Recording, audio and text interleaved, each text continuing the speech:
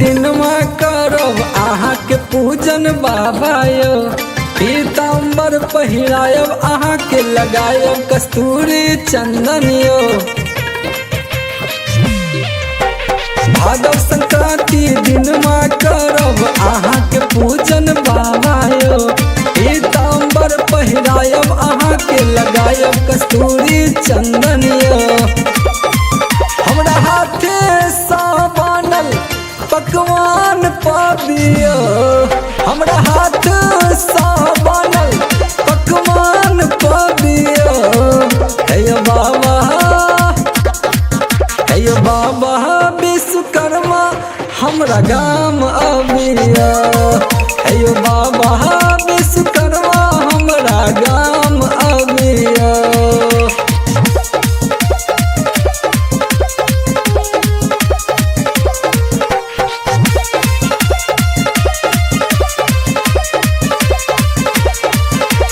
देवतागण के अस्त्र शस्त्र बाबा अहीं के लिए अर्पण यो। हमरो दिस तकियो बाबा करे छी सदिखन सुमरन यो। देवतागण के अस्त्र शस्त्र बाबा अहीं के लिए अर्पण यो। हमरो दिस तकियो बाबा करे छी सदिखन सुमरन यो। अपने जगह हमरो गुणवान करियो। अपने जगह हमरो गुणवान करियो। हे बाबा विश्वकर्मा हमरा गाम अबियो।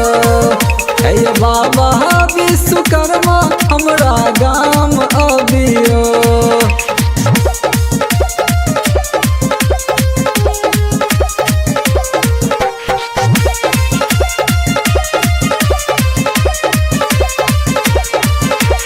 अही धरती पर अहाँ सबर का भेले में अभियंता यो।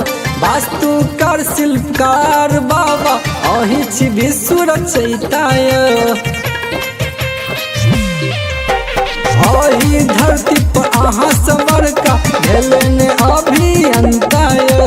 वास्तुकार शिल्पकार बाबा अही छी विश्व रचयिता यो। विजय बम बम मुख्य माधुर ई गान सुनियो।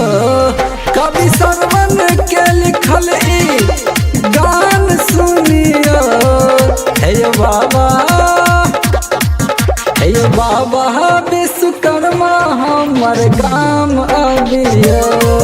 हे बाबा विश्वकर्मा हमर गाम अबियो।